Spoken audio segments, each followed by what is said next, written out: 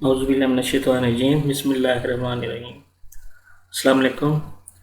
ये है chapter number 2, उसका पार्ट नंबर 3। तो शुरू करते हैं बेसिक स्टेटमेंट से। तो सबसे पहले बेसिक स्टेटमेंट है एंड स्टेटमेंट। क्वेश्चन बनेगा define end statement. End statement का मकसद बयान करें।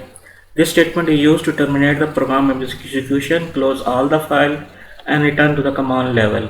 इसका सिंटैक्स सिंपल ही है, सिंपल एंड लिखना होता है। यानी ये स्टेटमेंट प्रोग्राम से आपको बाहर निकाल देगी, आपको प्रोग्राम से टर्मिनेट कर देगी। यहाँ पे मैं आपको सिंपल इसका एक डेमोन्स्ट्रेशन दे देता हूँ। लिस्ट, ये मैंने प्रोग्राम बनाया हुआ है ऑलरेडी। इसमें ये क्या करेगा, दो स्टेटमेंट प्रिंट करेगा और ये एंड स्टेटमेंट है जो आपका क्या करेगी, आपको प्रोग्राम से बाहर निकालेगी। ये ऑलरेडी मैंने प्रोग्राम लिख चुका हूँ और यहाँ पे अब मैं इसको रन करूँगा। रन करने के बाद ये दो स्टेटमेंट प्रिंट करेगा, welcome to GW set end statement use to terminate from the program. और ये एंड स्टेटमेंट यहाँ पे प्रोग्राम से आपको क्या कर देगी, बाहर निकाल देगी। तो ये एंड स्टेटमेंट का सिंपल यही मकसद है, यही मकसद है प्रोग्राम से बाहर निकलने के लिए हम एंड स्टेटमेंट इस्तेमाल करते हैं। रिम स्टेटमेंट, ये statement extra non executable remarks देने के लिए इस्तेमाल होती है। यानी आपने प्रोग्राम के अंदर कोई स्टेटमेंट वजाहत करनी हो किसी की, या प्रोग्राम की वजाहत करनी हो कि ये प्रोग्राम क्या करता है, तो रिम स्टेटमेंट के थ्रू ऊपर आप रिमार्क्स दे सकते हैं। ये नॉन एग्जीक्यूटेबल होते हैं और इनको दो तरीक़ों से दिया जा सकता है। या तो रिम स्टेटमेंट लिख के आगे रिमार्क्स लिख देंगे, या upper comma this is non executable statement and use to add the explanatory remark in the program. या सिंपल लिख सकते हैं this is non executable statement is use to add a remarks in a program. इसका तरीक़ाकार simple है कि मैं यहाँ पे आपको करके दिखा देता हूँ। यहाँ पे मैं लोड कर लेता हूँ, लोड REM, यानी ऑलरेडी मैंने बना रखे हैं ये प्रोग्राम। मैं इसको लिस्ट कर लेता हूँ। ये प्रोग्राम बना हुआ है। इसमें क्या है, ये भी रिमार्क स्टेटमेंट है। This program is use rem second remark statement. ये आगे प्रिंट स्टेटमेंट है, फिर आगे फिर एक रिमार्क स्टेटमेंट है, अपॉस्ट्रोफी दी है, अगेन रिम स्टेटमेंट, और फिर दो प्रिंट स्टेटमेंट है। मैं इसको रन करता हूँ तो ये देखें how to use a REM statement. ये ऊपर वाली स्टेटमेंट एग्जीक्यूट नहीं की है उसने, ये रिमार्क्स थे, इसको उसने शो नहीं किया। ये सिर्फ प्रोग्राम ये प्रोग्राम अगर आप किसी और को देंगे समझने के लिए, तो इस रिमार्क से समझ जाएगा कि ये प्रोग्राम क्या करता है। ये प्रोग्राम सिर्फ रिमार्क शो करने के लिए इस्तेमाल होता है। बाकी जो प्रिंट स्टेटमेंट है उन्होंने एज इट इज़ काम करना है। ये भी प्रिंट स्टेटमेंट है, ये भी प्रिंट स्टेटमेंट है। आगे अगेन रिम स्टेटमेंट, ये प्रिंट नहीं हुई, ये आफ्टर अपॉस्ट्रोफी यानी upper comma use as a remark statement, ये after upper comma use as a remark statement. इससे पहले वही ये रिमार्क स्टेटमेंट नॉन एग्जीक्यूटेबल है। GW से कि कंपाइलर ने समझ लिया कि इसको एग्जीक्यूट नहीं करना। और ये बिफोर एंड और उसके बाद एंड। तो रिमार्क स्टेटमेंट सिंपल कंप्यूटर के अंदर रिमार्क्स देने के लिए इस्तेमाल होती हैं। जैसे ये रिमार्क्स दिया हुआ है, this program calculate the average of 2 number. ये प्रोग्राम 2 नंबरों की एवरेज कैलकुलेट करने के लिए इस्तेमाल होता है। उसके बाद स्टॉप स्टेटमेंट, ये पहले भी बयान कर चुका हूँ पीछे। प्रोग्राम को टेम्परेरी तौर पर रोकने के लिए this statement is use to stop the program temporarily. बस इतना लिख लीजिएगा और आगे स्टॉप स्टेटमेंट आप सिंपल स्टॉप लिखेंगे तो प्रोग्राम आपका क्या हो जाएगा, रुक जाएगा। तो डिफाइन क्वेश्चन क्या आ सकता है पेपर में, डिफाइन स्टॉप स्टेटमेंट। तो आपको स्टार्ट स्टेटमेंट का मकसद पता होना चाहिए। प्रोग्राम को आर्जी तौर पर रोक कर कमांड लेवल पर ले जाने के लिए स्टॉप स्टेटमेंट इस्तेमाल होती है। उसके बाद है how many operator in use in GW basic. ये लॉन्ग में भी आ सकता है, शॉर्ट में भी। तो ऑपरेटर कौन कौन से हैं, इनमें ऑपरेटर रिलेशनल ऑपरेटर है, लॉजिकल ऑपरेटर है और अरिथमेटिक ऑपरेटर्स हैं। तो सबसे पहले अरिथमेटिक ऑपरेटर कौन कौन से होते हैं। Arithmetic operator are use to perform the arithmetic operation on the values. वो कौन कौन से अरिथमेटिक ऑपरेटर हैं, plus minus multiplication division up to so on. ये अरिथमेटिक ऑपरेटर हैं, बस इतना ही कर लेना है। उसके बाद रिलेशनल ऑपरेटर हैं, ऐसे ऑपरेटर जो दो वैल्यू के दरमियान कंपैरिजन करते हैं, वो कौन से ऑपरेटर कहलाते हैं, रिलेशनल ऑपरेटर कहलाते हैं। Relational operator are used to compare two values. These operator always evaluate true और फॉल्स। ये आपको ट्रू या फॉल्स में वैल्यू रिटर्न करेंगे। जो ट्रू होगी वो -1 भी हो सकती है, 1 भी हो सकती है। जो फॉल्स होगी वो लाजमी तौर पर 0 होगी, ये याद रखिएगा। This always reduce non zero value if the relation expression value to true. ये आपको नॉन जीरो वैल्यू देगा अगर आपकी क्या हो, क्या कहते हैं, अगर आपकी एक्सप्रेशन क्या हो, ट्रू हो। और अगर आपकी एक्सप्रेशन क्या हो, फॉल्स होगी, तो 0 वैल्यू आपको क्या करेगा, रिटर्न करेगा। ये और सिंबल्स हैं। इसका मैंने एक प्रोग्राम बनाया, वो मैं आपको करके दिखा देता हूँ। कि अगर ए की वैल्यू 1 2 3 हो, बी की वैल्यू 2 1 5 हो, सी की वैल्यू 1 2 3 हो, तो ए बराबर है सी के? नहीं ना, हाँ ए सी के बराबर है तो आपको ट्रू रिटर्न करेगा। B less than R A के? नहीं, ये आपको फॉल्स यानी 0 रिटर्न करेगा। ए ग्रेटर देन सी के? नहीं, ये फॉल्स रिटर्न है, फॉल्स है क्योंकि ए 1 2 3 है, ये 2 1 5 से बड़ा नहीं है, तो ये आपको फॉल्स रिटर्न करेगा। A less than or equal to B जी, तो ये आपको ट्रू रिटर्न करेगा यानी 1 या -1। B less than or equal to A, ये फॉल्स, ये आपको 0 रिटर्न करेगा। ए नॉट इक्वल यानी ये है इक्वल और ये है नॉट इक्वल, ये नॉट इक्वल का सिंबल है, तो ये आपको ट्रू रिटर्न करेगा क्योंकि ए में 1 2 3 है और सी में भी 1 2 3 दोनों इक्वल हैं, तो ये आपको नॉन जीरो 1 या -1 वैल्यू रिटर्न करेगा। यहाँ से मैं इसको लोड करके दिखा देता हूँ आपको, डिमॉन्स्ट्रेशन देके डिमॉन्स्ट्रेशन करके दिखा देता हूँ।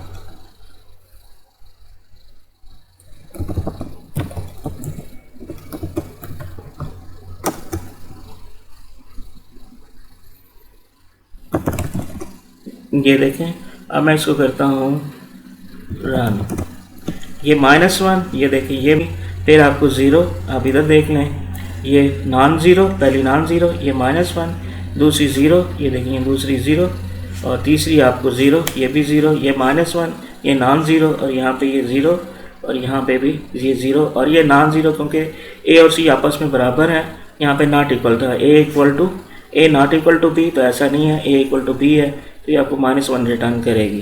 तो ये है लॉजिक उसके रिलेशनल ऑपरेटर। उसके बाद आते हैं लॉजिकल ऑपरेटर। लॉजिकल ऑपरेटर क्या कहते हैं, ये 3 ऑपरेटर होते हैं, एंड और नॉट। जब अगर आपकी कंडीशन को मोर कम्प्लेक्स बनाना हो, मैं ये कहता हूँ कि फ़र्ज़ करें कि वो तलबा जिनकी एज 18 साल हो और फिज़िक्स में नंबर जिनके 65 हों, तो वो एटॉमिक एनर्जी कमीशन के लिए सिलेक्टेड हैं, तो उसके लिए लॉजिकल ऑपरेटर यूज़ होंगे एंड वाला, कि लाजमी तौर पर उसकी एज भी 18 हो और उसकी क्या हो, उसके फिज़िक्स में मार्क्स में 65 हो तो सिलेक्टेड है। अगर मैं ये कहूँ कि उसकी एज क्या हो 18 हो, फिज़िक्स में उसके 65 हो या केमिस्ट्री में 65 हो, तो फिर क्या हो सिलेक्टेड है।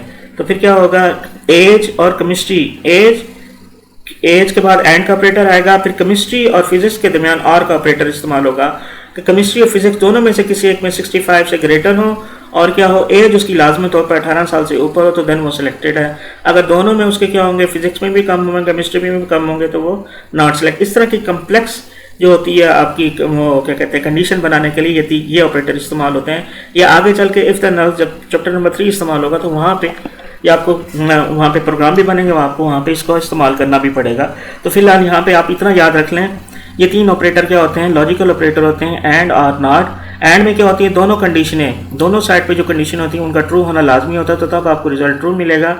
आर में दोनों में से एक कोई अगर कंडीशन ट्रू हो जाए तो आपको रिजल्ट ट्रू मिलेगा, अदरवाइज अगर दोनों फॉल्स है तो फिर रिजल्ट आपको फॉल्स मिलेगा। और अगर नॉट क्या होता है, ये ट्रू को फॉल्स कर देता है और फॉल्स को ट्रू कर देता है। यहाँ पे इसका ट्रुथ टेबल भी बना हुआ है।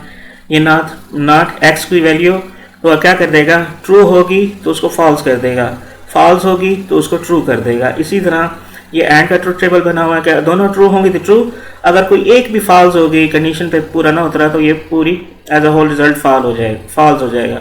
और इसी तरह आर ऑपरेटर है कि दोनों कोई एक भी ट्रू होगी तो पूरा आपको रिजल्ट ट्रू मिलेगा, अदरवाइज अगर दोनों फॉल्स हैं, यानी फिजिक्स में भी 65 से कम है, केमिस्ट्री में भी 65 से कम है, तो वो आपको फॉल्स रिटर्न करेगा। इसी तरह कंकैटिनेटर ऑपरेटर का सवाल क्वेश्चन पेपर में आ जाता है, right the purpose of plus operator. तो यहाँ पे कंफ्यूज हो जाते हैं, जब प्लस ऑपरेटर तो प्लस करने के लिए इस्तेमाल होता है, नहीं, ये 2 स्ट्रिंग को आपस में मिलाने के लिए भी इस्तेमाल होता है। This symbol for a string concatenation operator is use plus and it join 2 string. ये जैसे $A के आगे पंजाब टैक्स और $B के आगे बुक बोर्ड, जब मैं प्रिंट $A प्लस B करूँगा तो ये मुझे रिजल्ट में रिटर्न करेगा पंजाब टैक्स बोर्ड मुल्तान। तो यहाँ से ये पर्पस क्लियर होगा, this is use to concatenate 2 strings. Only simple इसका यही आंसर है कंकैटिनेशन ऑपरेटर का। उसके बाद है डिफाइन इक्वल ऑपरेटर। ये भी क्वेश्चन में वेरी इंपॉर्टेंट क्वेश्चन है, ये आता है। तो असाइनमेंट ऑपरेटर क्या करता है, ये अपने लेफ्ट साइड के, ये लेफ्ट साइड है इसकी, ये इसकी लेफ्ट साइड है जिसके अंदर मस्ट भी वेरिएबल नेम होगा। ये याद रखिएगा, जब भी आप पेपर में लिखें assignment operator is used to evaluate the expression and assign the result to the left side variable. यानी राइट साइड पे जो एक्सप्रेशन होगी उसको एवेल्यूएट करेगा, एवेल्यूएट करने के बाद जो उसका रिजल्ट निकलेगा वो उसको वेरिएबल को असाइन कर देगा। This assignment operator is used to store a value string, value कोई भी हो सकती है, स्ट्रिंग भी हो सकती है, और कंप्यूटेशनल रिजल्ट, और कोई कंप्यूटेशनल रिजल्ट या एक्सप्रेशन। मसलन मैं कहता हूँ a plus B plus C plus 3, यानी a के अंदर जो वैल्यू है, b के अंदर जो वैल्यू पड़ी है, c के अंदर जो वैल्यू पड़ी है, उसके अंदर 3 जमा कर दे और उसका रिजल्ट किसको दे दे, वेरिएबल नेम को दे दे। तो एक्सप्रेशन वैल्यू या कोई भी स्ट्रिंग का होगा, वेरिएबल को असाइन हो जाएगी। ये वैल्यू है a इज इक्वल टू 10, ये स्ट्रिंग है a is equal to hello. तो assignment operator is used to store a value और स्ट्रिंग और computation result in a variable. ये असाइनमेंट ऑपरेटर की डेफिनेशन है। उसके बाद है ऑपरेटर प्रेसिडेंस, कि किस ऑपरेटर की प्रेसिडेंस ज़्यादा है। सबसे पहले ब्रैकेट हल होगी, फिर उसके बाद पावर का सिंबल हल होगा, फिर निगेशन का सिंबल, फिर मल्टीप्लाई डिवीजन। मतलब मैं कहता हूँ 2 प्लस 2 मल्टीप्लाई बाई 2, तो दो पहले 2 को जमा करेंगे 2 से, फिर मल्टीप्लाई करेंगे 2 से, तो आंसर गलत आएगा क्योंकि हम मल्टीप्लिकेशन की प्रायोरिटी ज़्यादा होती है। पहले हम मल्टीप्लाई करते हैं, फिर उसके बाद प्लस करते हैं। तो ऐसे ही कंप्यूटर लैंग्वेज के अंदर भी इनकी प्रायोरिटी होती है कि पहले आप अगर ये स्टैरिक और मल्टीप्लाई दिए गए हैं तो इनमें से जो भी होगा वो पहले एवेल्यूएट हो जाएगा। मगर ये याद रखिएगा कि प्लस और माइनस की प्रायोरिटी इनसे कम होती है। फिर आती है रिलेशनल ऑपरेटर की, फिर आती है लॉजिकल ऑपरेटर, बाद में हल होंगे, फिर आपका असाइनमेंट ऑपरेटर आखिर में आएगा, सबसे प्रेसिडेंस इसकी लो होती है। टाइप कन्वर्जन, GWS आपको टाइप कन्वर्जन की फैसिलिटी देती है कि एक अगर लेफ्ट साइड के वेरिएबल राइट साइड के जो कंप्यूटेशन जो रिजल्ट है वो लेफ्ट साइड के वेरिएबल के मुताबिक जो उसकी टाइप डिफाइन किया उसके मुताबिक उसको मैच कर देगा। इसे हम टाइप कन्वर्जन कहते हैं। When the program try to store a one value of numeric variable to the variable and other type, यानी ये जो हम पीछे पढ़ के आ चुके हैं ये असाइनमेंट ऑपरेटर का, कि इस साइड पे जो वैल्यू है अगर वो मैच कर जाती है इसके साथ तो ठीक है, अगर नहीं मैच करेगी तो इसके हिसाब से इसे कन्वर्ट कर देगा। इसको हम टाइप कन्वर्जन कहते हैं। तो उसके लिए चंद फॉलोइंग रूल्स हैं जिसको वो GWS फॉलो करती है। If a numeric constant of one type is assigned to a numeric variable of a different type then the number is converted according to type of the variable. तो इस side पे जो variable होगा, ये जो value होगी, इस side पे जो वैल्यू होगी वो लेफ्ट साइड के वेरिएबल के मुताबिक कन्वर्ट हो जाएगी। जैसे ये 55.39 है, ये फ्लोटिंग पॉइंट वैल्यू है, और जो लेफ्ट साइड पे जो वेरिएबल है वो इंटीजर टाइप का है, तो इंटीजर इशारिया नहीं लेता, तो ऑटोमेटिकली इसमें से इशारे के बाद वाली रकम ड्रॉप हो जाएगी और 51 किस में चला जाएगा, एक्स में चला जाएगा। और ये देखें उसने प्रिंट भी किया 51। उसके बाद दूसरा रूल्स क्या है फ्लोटिंग पॉइंट में, कि अगर इधर फ्लोटिंग पॉइंट इशारिया वाला कम हो तो उसको कम के मुताबिक प्रिंट कर देगा, अगर ज़्यादा होगा तो ज़्यादा के हिसाब से प्रिंट कर देगा। During the evaluation expression all of the operand are converted to the degree of precision of most precise operand. उसके बाद ये है when a floating point value is converted to an integer, जब वैल्यू को integer में convert किया जाता है तो उसको लास्ट नंबर को देखा जाता है। अगर वो 5 ग्रेटर देन 5 या इक्वल टू 5 हो तो अगले वाले एक नंबर में एक नंबर का इजाफा कर दीजिए, जिसे हम राउंड कहते हैं। मसलन 23.67 है तो इसमें 6 क्या होगा, ये 5 से ग्रेटर है तो एक का इजाफा आगे वाले हिस्से में एक का इजाफा कर दिया जाएगा। A string variable cannot be assigned to a numeric value। एक स्ट्रिंग वेरिएबल यानी यहाँ पे आप हेलो नहीं ले सकते किसी न्यूमेरिक वेरिएबल को डालने के लिए। ये 3 रूल्स हैं। उसके बाद है define let statement, very important है। ये सेम ऐसी है, GW बेसिक में 2 तरीके होते हैं किसी भी किसी एक्सप्रेशन के रिजल्ट को किसी वेरिएबल को असाइन करने के। नंबर 1 आप इक्वल का साइन इस्तेमाल करते हैं, और नंबर 2 या तो आप लेट स्टेटमेंट इस्तेमाल करते हैं। लेट स्टेटमेंट ऑप्शनल है, आप इस्तेमाल करें ना करें उससे कोई फ़र्क नहीं पड़ता, मगर ये इस्तेमाल, ये देखें ये कैपिटल बड़ी ब्रैकेट में दी गई है। लेट वेरिएबल इज एक्सप्रेशन के वेरिएबल के अंदर जो वैल्यू है एक्सप्रेशन से जो रिजल्ट निकलेगा वो इसको असाइन हो जाएगा। तो लेट स्टेटमेंट क्या करती है, वेरिएबल को वैल्यू स्ट्रिंग या एक्सप्रेशन का जो रिजल्ट होता है उसको वेरिएबल को असाइन करने के लिए इस्तेमाल होती है। ये मिसाल दी हुई है, name calculate the average 2 number, आप इसको लगाएं या ना लगाएं इससे कोई फ़र्क नहीं पड़ता। उसके बाद है input output statement in GW BASIC. GW BASIC के अंदर कितनी तरह के इनपुट आउटपुट स्टेटमेंट है, वेरी इंपॉर्टेंट है। सबसे पहला है रीड डाटा स्टेटमेंट। इसमें क्वेश्चन आ जाता है या डिफाइन रीड स्टेटमेंट या डिफाइन डाटा स्टेटमेंट या define read data statement. Computer से वैल्यू लेने के लिए हम क्या करते हैं, ये read data statement is use, this statement is use to store the numeric and string constant जिनकी वैल्यू तब्दील नहीं होती, that are accessed by read statement. तो रीड डाटा स्टेटमेंट इस मकसद के लिए जो डाटा स्टेटमेंट के आगे जो कांस्टेंट दिए जाते हैं वो रीड स्टेटमेंट के आगे जो वेरिएबल दिए होते हैं उनको वो वैल्यू असाइन कर देता है। डाटा स्टेटमेंट इसका सिंटैक्स ये डाटा के आगे comma separated list of constant आप दे देंगे। कांस्टेंट वो कोई भी वैल्यू हो सकती हैं। कांस्टेंट में भी a string a numeric constant, string constant must be enclose in double quotation mark only if they contain comma. उसके बाद आप क्या करेंगे, यहाँ पे ये देखें, ये इसको हाँ जी, ये रीड ए बी सी, तो ये क्या करेगा, यहाँ से सिंपल सीधा डाटा स्टेटमेंट पे चला जाएगा। यहाँ से ए की वैल्यू 10 हो जाएगी, बी 20 में चला जाएगा और सी एवरेज में चला जाएगा। उसके बाद फिर ये सेकंड स्टेटमेंट वैल्यूएट होगी यानी 30 पे, और फिर ये प्रोग्राम आपका क्या हो जाएगा, एंड हो जाएगा। उसके बाद read statement, this statement is used to read the value from the data statement and assign them to the corresponding variable। यानी जो डाटा स्टेटमेंट के आगे corresponding वेरिएबल कांस्टेंट दिए होंगे उनको उठा के जो रीड स्टेटमेंट के आगे वेरिएबल दिए होंगे उनको वैल्यू असाइन कर देगी। तो ये आगे एक एग्जांपल है, इसको हम देख लेते हैं।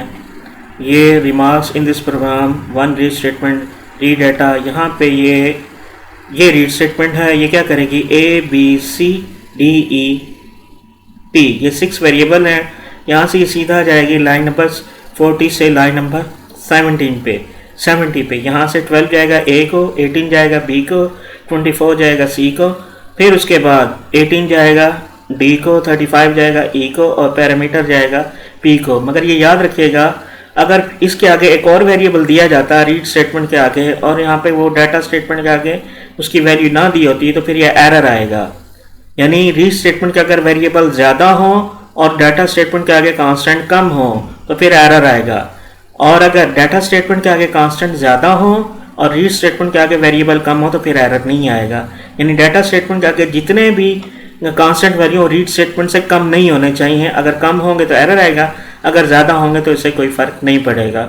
और ये भी याद रखिएगा कि ये डाटा स्टेटमेंट के आगे जो कांस्टेंट दिए होंगे वह एज अ सीक्वेंस, यानी एक डाटा स्टेटमेंट के आगे आपने 3 कांस्टेंट दिए हैं तो ये 3 इनको असाइन हो जाएंगे और बाकी जो 3 वेरिएबल जो रहते हैं वो अगली डाटा स्टेटमेंट से वेरिएबल उठाएंगे। और अगर फर्ज करें, एज्यूम करें कि आगे 3 वेरिएबल और होते हैं तो आगे फिर वो लाजमी तौर पर उसने कोई थर्ड डाटा स्टेटमेंट देखनी थी जहाँ से उसने उनको रीड करना था। तो रीड डाटा स्टेटमेंट यहाँ तक आई होप कि आपको क्लियर हो गई होगी। उसके बाद है रीस्टोर स्टेटमेंट। अगर आप ये चाहते हो कि जो डाटा स्टेटमेंट को दोबारा रीड करे रीड स्टेटमेंट, तो उसके लिए रीस्टोर स्टेटमेंट इस्तेमाल होती है। This statement cause the data statement to be reuse, बस इतना काफ़ी है। रिस्टोर के आगे सिंटैक्स, उसका सिंटैक्स यानी लाइन नंबर दिया होता है कि कहाँ से उसे रीड करना है। बस कहने का ये रीड ए बी सी, यहाँ से लाइन नंबर 10 से सीधा जाएगा डाटा स्टेटमेंट पे। डाटा स्टेटमेंट कहाँ पे दिया, लाइन नंबर 17 पे। यहाँ से 10 जाएगा किसके अंदर, ए के अंदर, ये ए के अंदर, और 20 जाएगा ये 20 बी के अंदर, और 30 सी के अंदर, ये सी के अंदर। उसके बाद आगे फिर रिस्टोर, ये क्या करेगी, ये दोबारा जो लाइन नंबर 70 है इसको एबल बना देगी, इस काबिल बना देगी कि अगर कहीं पे दोबारा रीड स्टेटमेंट आती है तो दोबारा इसी को रीड करेगी। अब फिर दोबारा देखें रीड स्टेटमेंट आ गई, यहाँ पे एक्स है तो एक्स दोबारा ही लाइन नंबर 70 पे जाएगा, क्योंकि इस रीड स्टेटमेंट के बाद रीस्टोर स्टेटमेंट इस्तेमाल हो चुकी है। इसका काम ये होता है कि दोबारा उस डेटा स्टेटमेंट को पढ़ने के काबिल बना देती है कि दोबारा उसी को रीड करेगा। फिर x के अंदर 10 जाएगा, y के अंदर 20 जाएगा, z के अंदर 30 जाएगा। अगर रीस्टोर स्टेटमेंट इस्तेमाल ना की होती तो फिर ये x के अंदर 40 जाता, y के अंदर 50 जाता और z के अंदर 60। तो समझाने का मकसद यही है कि रीस्टोर स्टेटमेंट ये करती है कि जो आपकी डाटा स्टेटमेंट पहले इस्तेमाल की गई है और वो रीड हो चुकी है तो उसको दोबारा अगली रीड स्टेटमेंट के पढ़ने के काबिल बना देती है। अभी देखें प्रिंट ए बी सी, तो यहाँ पे A10 B20 और C30। सेम ऐसे प्रिंट XYZ, क्योंकि उन्होंने भी यही सेम डाटा लाइन रीड की थी, तो वो भी 10, 20 और 30 है। उसके बाद है very important input statement. Input statement क्या करती है, डाटा आपसे कंप्यूटर से ड्यूरिंग प्रोग्राम एग्जीक्यूशन आपसे लेती है। इसके दो सिंटैक्स है, एक है आपने इनपुट प्रॉम्प्ट स्ट्रिंग सेमीकोलन लगाना होता है। अगर आप सेमीकोलन लगाते हैं तो प्रिंटिंग के दौरान आपको आखिर में क्वेश्चन मार्क नजर आएगा, अगर आप कोमा लगाते हैं तो प्रिंटिंग के दौरान आखिर में क्वेश्चन मार्क नजर नहीं आएगा। ये इन दोनों में फ़र्क है। ये मैं आपको डिमॉन्स्ट्रेशन करके दिखा देता हूँ। यहाँ से हम कर लेते हैं इसको क्लियर, और यहाँ से हम लोड कर लेते हैं input.bs, बेसिक एक्सटेंशन है। अब मैं इसको कर लेता हूँ लिस्ट। अब ये देखें यहाँ पे मैंने सेमीकोलन इस्तेमाल किया है इनपुट के बाद, ये सेमीकोलन और ए वेरिएबल, आगे वेरिएबल के टाइप लाजमी डिफाइन करनी है आपने। अगर स्ट्रिंग दे रहे हैं वैल्यू आप तो ए के आगे मैंने डॉलर साइन लिखा। अगर आप डॉलर साइन नहीं लिखेंगे और आप इसके अंदर नेम देंगे तो आपको एरर देगा, या एरर तो नहीं देगा, दोबारा इसी को रीड करता रहेगा। इसी तरह इंटर एज ऑफ टीचर, यहाँ पे एज दे दी और यहाँ पे मैंने कॉमा नीचे वाला लगाया हुआ। ये देखिए इसे क्या करता है, क्या करेगा, एज को जब इनपुट लेगा तो साथ ही जोड़ देगा। इसी तरह मैंने इंटर सिटी ऑफ टीचर और यहाँ पे मैंने सिटी डॉलर साइन, सिर्फ मैंने सेमीकोलन ऊपर यूज किया। इसके देखिए फर्क क्या होता है। अब मैं रन करूंगा, ये देखें, ये आप enter the name of teacher और आगे क्वेश्चन मार्क दिया हुआ है, ये सिर्फ इसकी वजह से, सेमीकोलन की वजह से। तो यहाँ पे मैं अब्दुल वाजिद, उसके बाद एज ऑफ टीचर, फर्ज करें कि मैं 39 दे देता हूँ, और ये देखें बिल्कुल साथ लगा हुआ है, ये साथ जुड़ा। अगर स्पेस देनी होती तो आपको यहाँ पे स्पेस देनी पड़ेगी खुद से। और उसके बाद आप देंगे इंटर सिटी ऑफ टीचर, यहाँ पे मैं मुल्तान देता हूँ। अब दोनों में फ़र्क देखें, अब्दुल वाजिद 39 और मुल्तान, ये है अब्दुल प्रिंट अब्दुल वाजिद, एज 39 और सिटी मुल्तान। अब प्रिंट स्टेटमेंट यहाँ पे सेमीकोलन दिया हुआ तो ये इसने साथ साथ प्रिंट कर दिए। अब अगर मैं ये करता हूँ कि ये ए डॉलर के आगे मैं कॉमा दे देता हूँ तो फासले पे प्रिंट किया, टैब जितनी 8 कैरेक्टर जितनी स्पेस छोड़ दी। अब ये देखें एज और फिर उसके बाद सिटी के दरमियान देखें कितनी स्पेस छोड़ी। तो इधर भी ऐसे ही है कि अगर आप सेमीकोलन प्रिंट स्टेटमेंट के आगे सेमीकोलन इस्तेमाल करेंगे तो स्पेस नहीं छोड़ेगा, और अगर आप कॉमा इस्तेमाल करेंगे तो वो स्पेस छोड़ के उनको प्रिंट करेगा। ये आगे प्रिंट स्टेटमेंट आ रही है। इनपुट स्टेटमेंट आपको क्लियर होगी आई होप, और उसके बाद आपकी प्रिंट स्टेटमेंट है। ये most frequently use print statement है। इसका पर्पस क्या है, पर्पस ये है, this statement use to display the text and the number on the screen, ये इसका पर्पस है। और इसका सिंटैक्स में दो स्टेटमेंट इस्तेमाल होती है, प्रिंट या क्वेश्चन मार्क। आप प्रिंट भी इस्तेमाल कर सकते हैं, आप क्वेश्चन मार्क भी इस्तेमाल कर सकते हैं, आपकी मर्जी, दोनों एक ही काम करेंगे। ये ऑब्जेक्टिव में भी आ सकता है कि व्हाट इज द पर्पस, या क्वेश्चन मार्क दिया होगा और आज का पर्पस क्या होगा तो आप बताएंगे कि ये प्रिंट के लिए इस्तेमाल होता है, या कौन सा कैरेक्टर प्रिंटिंग के लिए इस्तेमाल होता है तो आप क्वेश्चन मार्क इस्तेमाल कर सकते हैं, बताएंगे। We can use question mark instead of print statement. When the two expression in a print statement are separated by semicolon, the second expression is displayed on the screen just after the text after first expression. और अगर आप ये वही वाली बात जो मैं पहले रिपीट कर चुका हूँ कि अगर आप कॉमा इस्तेमाल कर लेंगे तो वो क्या होगा, उनके दरमियान स्पेस प्रिंट कर देगा। ये ऐसी है, देखें A dollar sin, B dollar, ये कॉलम दिया हुआ है, कॉलम इस्तेमाल होता है। मैंने आपको पहले ही बताया था कि अगर एक से ज़्यादा लाइनें एक लाइन के अंदर देनी हो तो हम कॉलन इस्तेमाल करते हैं। B dollar Punjab, C dollar Balochistan, D dollar NWP, E dollar Kashmir. एक ही लाइन के अंदर 1 2 3 4 5 लाइन, 5 स्टेटमेंट दे दिए हैं। अब लाइन नंबर 20 में जब प्रिंट करेंगे ए डॉलर और आगे सेमीकोलन, बी डॉलर आगे सेमीकोलन, सी डॉलर सेमीकोलन, तो ये सारा इकट्ठा ही प्रिंट कर दिया उसने। ये देखें, ये रिजल्ट में ये देखें, ये सारा इकट्ठा ही प्रिंट कर दिया। और जब प्रिंट करके देखें सेकंड प्रिंट लाइन ये जगह छोड़ दी, और जब 40 लाइन में प्रिंट है ए डॉलर कॉमा, देखें सिंध प्रिंट किया, ए में सिंध पड़ा था, सिंध प्रिंट किया, उसके बाद बी डॉलर, बी में पंजाब था, पंजाब प्रिंट किया, फिर जगह छोड़ दी। इसी तरह से तो कॉमा क्या करता है, जगह छोड़ने के लिए दरमियान में, तो हम उसको कॉमा इस्तेमाल करते हैं। अगर जगह नहीं छोड़नी तो हम सेमीकोलन इस्तेमाल करते हैं। सेम ऐसे एग्जांपल आगे दी हुई है कि A10 B20 C30 और city is equal to Lahore colon, country is equal to Pakistan, print ABC comma देके, और इसी तरह print ABC up to so on. उसके बाद है print using statement, define print using statement. This command is use this command is use to display the number and string on the screen in a specified format. वो format आप इस print using statement के आगे define कर देंगे तो उसके मुताबिक उसको वो प्रिंट कर देगा।